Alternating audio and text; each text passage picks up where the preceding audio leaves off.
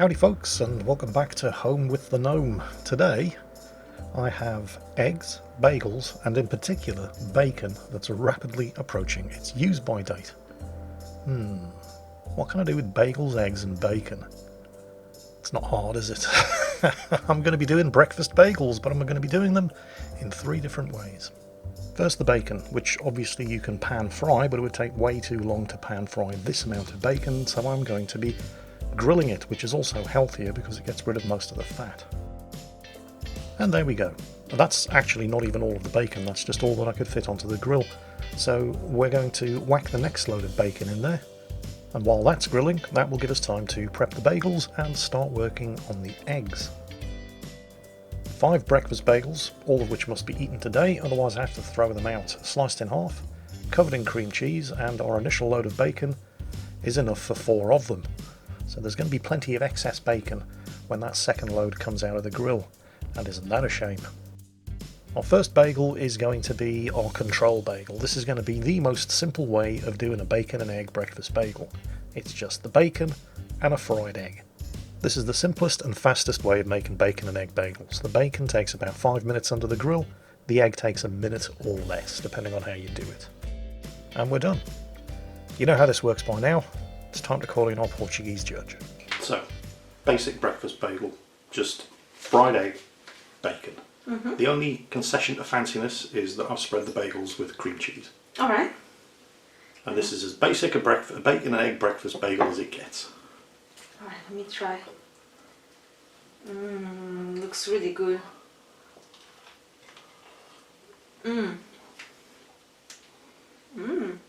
Yeah, it's a bacon and egg bagel. Nice and simple. It's really nice. Right, now I'm going to do one slightly fancier than that. So you take that one away and enjoy your breakfast. Alright, see you in a bit. Next, we're going to need the services of tiny whisk here.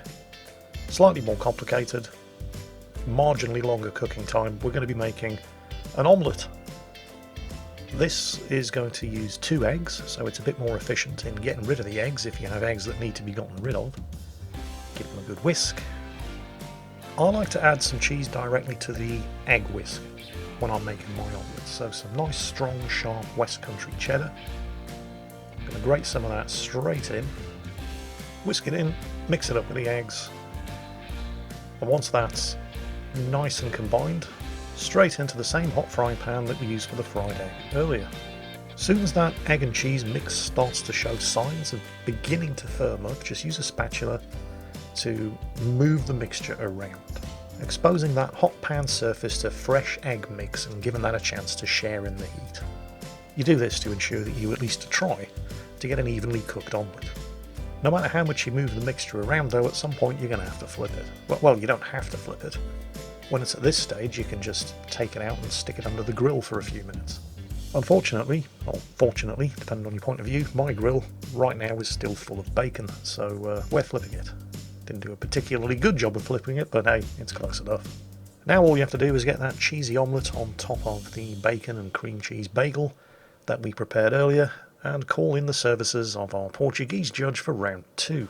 Alright, take 2. This time, pretty much exactly the same. It's the same bagel, it's the same cream cheese, it's the same bacon, but this time instead of a fried egg, you've got an omelette with cheese melted in as the omelette was frying.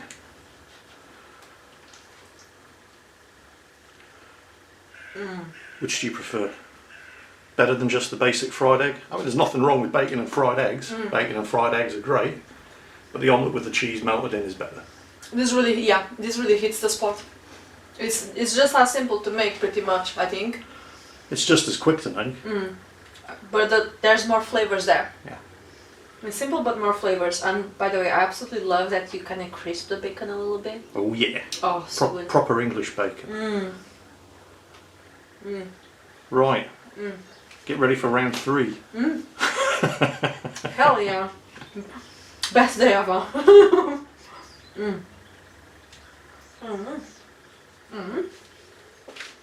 Round 3 is where we start getting slightly fancy, and I have to thank Joshua Weissman's cooking channel for the inspiration for this. We're doing scrambled eggs, but we're doing them French fancy style.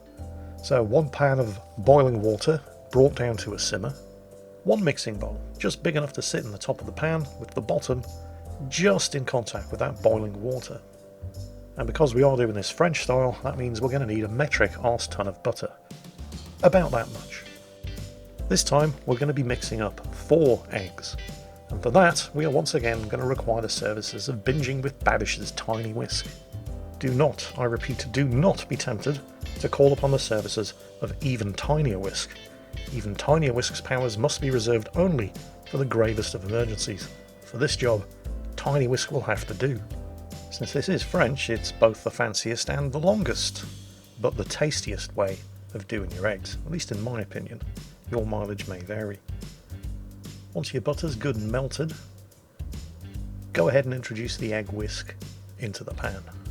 Now this is going to take a long time, comparatively speaking, anything between 5 and 8 minutes. You might think that there's nothing happening once you begin stirring that egg mix and butter together. Do not be tempted to turn the heat up.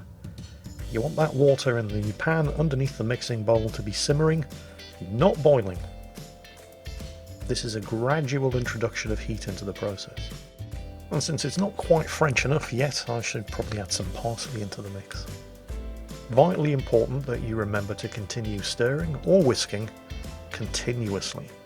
It's gonna look for the first 4 or 5 minutes as if nothing's actually happening in here, but trust me, it is.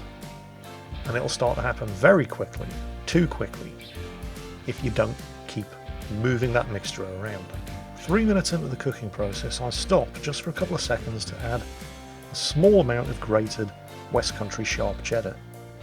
In the length of time that it took me to pick up the cheese grater, you can see I'm already starting to get chunks of cooked egg while I stir the cheese in. You have to keep stirring.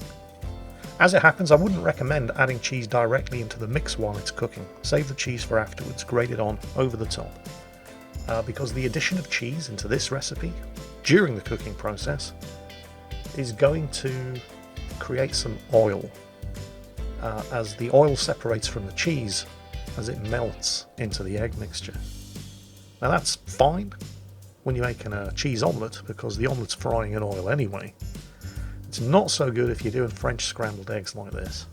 6 or 7 minutes into the cooking process and these are now starting to look ready. Now if these were English scrambled eggs, you would keep cooking them because you'd want them to be good and fluffy and chunky. But these are French scrambled eggs and you want them gooey and sloppy and creamy. So these are just about perfect. Normally at this point I'd show you a clip of myself plating up the scrambled eggs onto the bacon bagel. Unfortunately I called upon the services of Rita to film that part of the video for us, and she's so bad at operating a camera that she makes Eddie the incompetent camera minion look like Martin fucking Scorsese. So no video footage of that event exists. Instead we're going straight into the testing.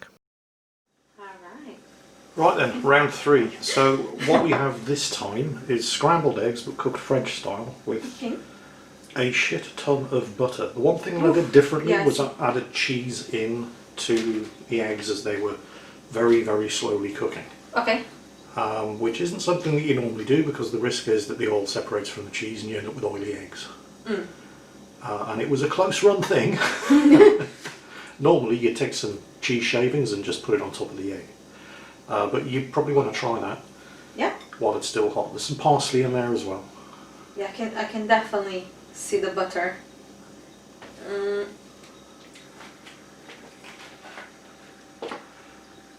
A bit too drippy for my taste. The other one. How about you actually get some of the egg this time? Instead of just biting the bit of bacon off the edge. It's messy as all hell, isn't it? It is. It's really messy. You prefer the one with the omelette? Okay. Yeah. Well, I have yet to taste that one, render my own judgment, but... It's less... they are all very good, but this one is too messy. It's too French.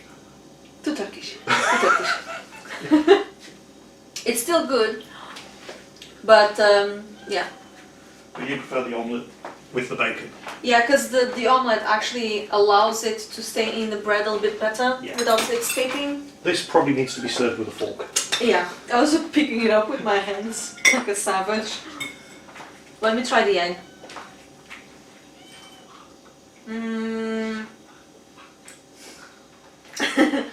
It's actually not too bad. Oh, that's nice to hear. Yeah. Next time you just prefer straight omelette with a bacon. Yes, the omelette is better. It also envelopes the cheese flavor a bit better than this one. Yeah. You have to be very careful when you're putting cheese in there, because if it melts too quickly, the oil just separates and you end up with an oily egg. Yeah, yeah. Okay. Well, I like them all. They are all very nice, but the middle one was much better. Right. Unfortunately, today's video has been bombed by Akazuki, who's at the kitchen door and will not shut up. She wants to go to the garden, that's why. Yeah. She doesn't take no for an answer. Yeah. Well, glad you enjoyed. Yeah. 3 breakfast bagels, you fat cat. I'm really full.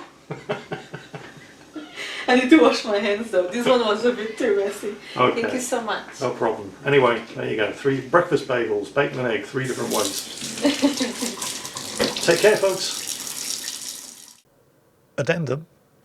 I actually preferred it the third way. It's just a richer, creamier, butterier, if that's even a word, way of doing the eggs. This was definitely my favourite. But to each their own. That's bacon and egg breakfast bagels, 3 different ways. Give them a try yourself, or let me know which you prefer.